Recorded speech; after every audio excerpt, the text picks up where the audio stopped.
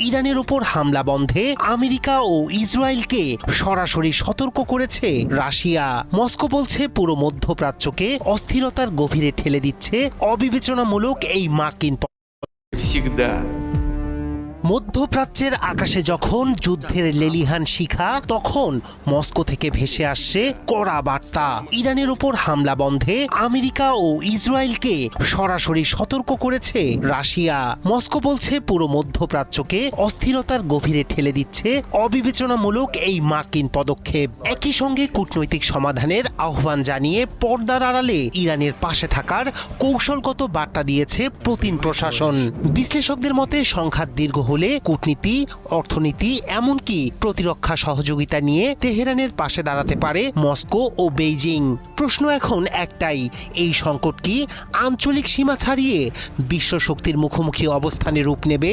বিশ্ব তাকিয়ে Tehran, Moscow আর ওয়াশিংটনের দিকে।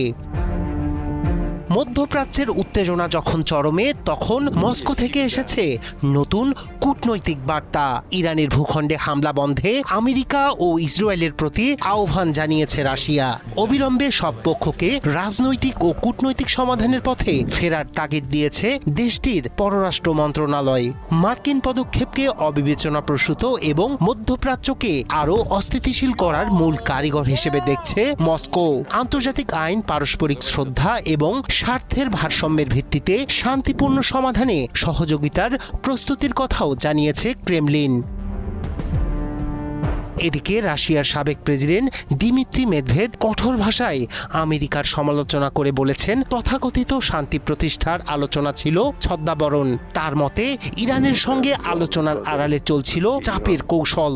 বিশ্লেষকরা বলছেন, সংঘাত দীর্ঘস্থায়ী হলে কেবল কূটনৈতিক বিবৃতি দিয়েই থেমে থাকবে না রাশিয়া। গত কয়েক বছরে গভীর